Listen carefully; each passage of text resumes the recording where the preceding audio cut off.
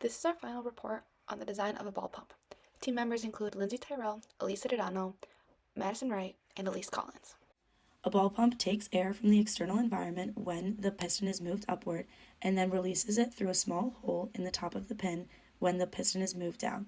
This therefore transfers air from the outside into a wanted object. This next slide shows the exploded cab view, which allows us to see the inner workings of the ball pump and how each individual part of the assembly fits with the rest.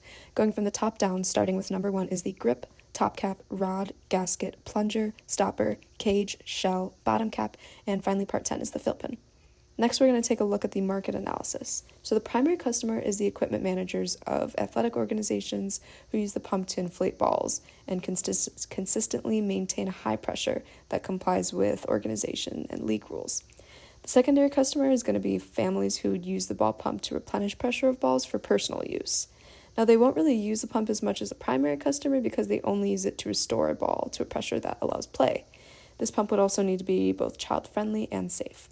Now, just for a little more background data on ball pumps, there are approximately 14 primary manufacturers of ball pumps in the US, and roughly 1 million are produced annually. Next up, we have the fast diagram for the ball pump.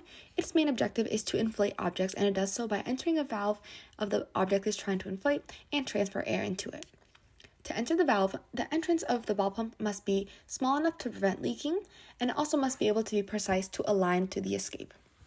The ball pump can take the outside air and compress it, contain it, and eventually extrude it into the object. To extrude the air, the ball pump must guide the airflow into a specific spot and control the speed at which the air flows. The ball pump can also release pressure in order to keep people safe, because if an object is way too inflated, it becomes a hazard if it pops.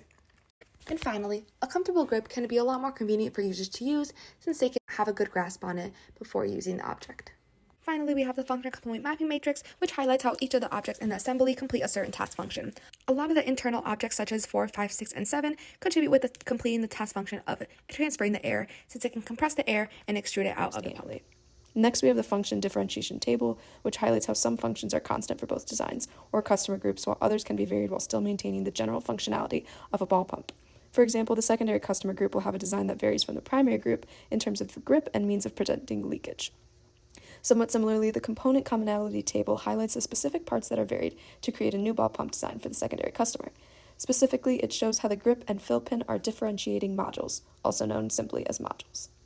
For the product differentiation between the primary and secondary customers, the common interfaces include every part of the ball pump besides the grip, the bottom cap, and the fill pin. As a reminder, our primary customers are sports equipment managers, and our secondary customers are children and families. For the redesign of the grip, we decided to make it easier for a smaller hand to actually fit around, and therefore making it easier for a child to actually use.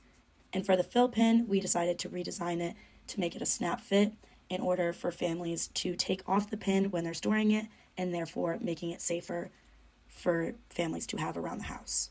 This is the product family assembly design table, and as you can see, you can basically delay the differentiation between the two designs all the way until the end, and the only differences are between the grip, the bottom cap, and the fill pin. Analyzing manual assembly time helps to identify the parts that impacted assembly time the most: the plunger, rod, and grip. Looking at the quad chart, the rod has a low manufacturing cost but high effect on the functionality of the ball pump, creating a good candidate for redesign. Similarly, the plunger has high functional importance and could use redesign. On the other hand, the grip will act as an asset to the rod rather than improving upon itself. We used DFA's 3 and 10 to redesign the plunger, which outlined the use of snap fits and a guide for easy insertion.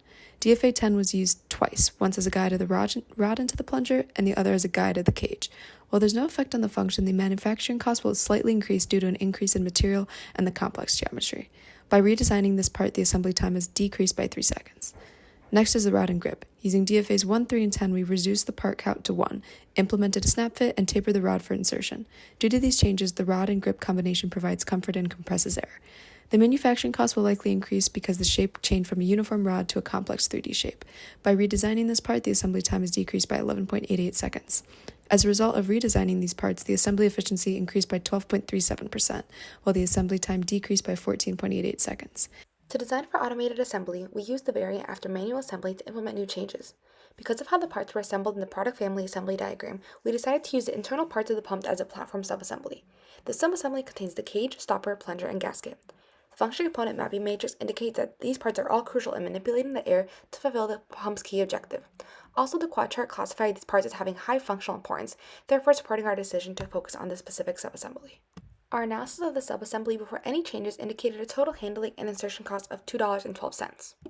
One feature we redesigned was the location of the vent of the plunger. We wanted to increase the symmetry by moving the vent to the center. This made it easier for handling. Another feature for the plunger that we redesigned was the guide for insertion from the cage. We added a taper to the guide that was added for the manual assembly so it would be even easier to align the cage. This decreased the insertion cost by 21 cents. Finally, to reduce tangling of the cage, we added a border to the top rim so that it would be closed off. This way, parts would be less likely to tangle and ultimately decreasing the handling costs by 5 cents. This redesign resulted in a total handling and insertion cost of $1.85. One product function that might be affected is how the pump compresses and extrudes air, since the vent is now broken up into smaller parts compared to the hole that it was in the original design. The manufacturing cost might increase slightly as more material is needed to implement these changes, but they will ultimately make it easier to assemble.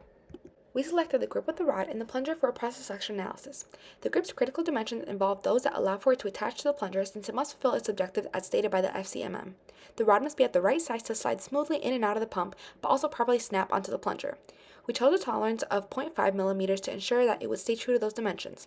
The FCMM also shows that the plunger is responsible for many objectives such as compressing the air, guiding the airflow, controlling the speed, and releasing the pressure. None of those would be possible if the plunger does not fit perfectly to the inside of the shell or does not properly attach to the rod. This is why a tolerance of 0.05 millimeters was selected for the outer diameter and the snap groove for the diameter of the plunger. We were able to narrow down the manufacturing process for our ABS rod and grip part to injection molding.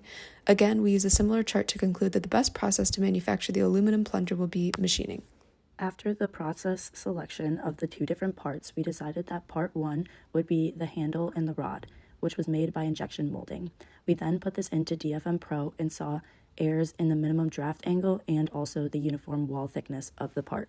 After calculating the cost of injection molding of this first part, we came out to a total of about $1.26 per part.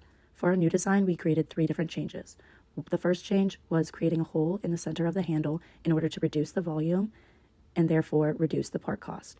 The second change was making a fillet around the bottom of the handle in order to minimize sharp corners. And at the end of the rod, there's a snap fit, which we also created a fillet around in order to minimize the sharp corners again. With this updated CAD, we made a drawing with the critical measurements on it. And finally, we went over the cost of injection molding again with this updated part and came out to a total cost per part of $1.10. We decided that there was no impact of the functionality of the part nor on the assembly cost of the part with these changes. Returning back to the second part, we performed a DfM analysis for the plunger. So the primary suggestions from DfM Pro were to reduce the sharp internal corners, to minimize the flat bottom holes, and then also standardize hole sizes to reduce the cost of machining.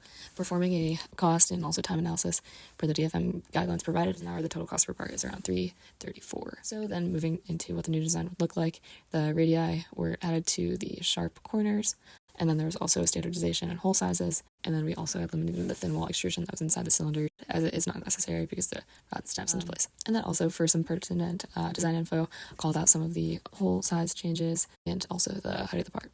So moving on to the updated analysis, the material cost per part stayed the same, non-productive time was reduced, and also functionality was also preserved with these changes, and the assembly cost remains unaffected. Also did perform price analysis with the Hubs Quote tool, with accounting for revenue from Hubs Quote, the estimated cost per part for 100,000 parts is $1.15. Moving on to the product service system, we wanted to integrate reducing negative environmental impact with improving our customer experience.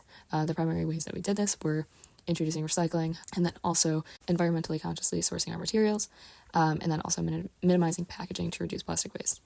There are also user education programs that coincide with the end-of-life recycling process to walk users through the disassemble and then recycling of their materials. The durability also goes hand in hand with the environmentally conscious sourcing of the materials. The durability and ease of use creates lower failure rate, increasing the lifetime of our product, which and then goes into the customer experience, as we also provide a product warranty program and include a virtual feedback loop to allow areas of improvement that are sourcing from the customer. As for conclusions and design critiques, we walked through the total savings. There was around a 15-second reduction with DFAM, and then with DFAA, there was a reduction of $0.06 per part. And then with DfM, it was a reduction of 16 cents, and then for the one part, and then for the plunger, it was around 21 cents. Some areas to improve would be performing DfM analysis for parts that we have not previously considered. If beginning again, we would iterate with both DfM and DFA analysis to best determine design.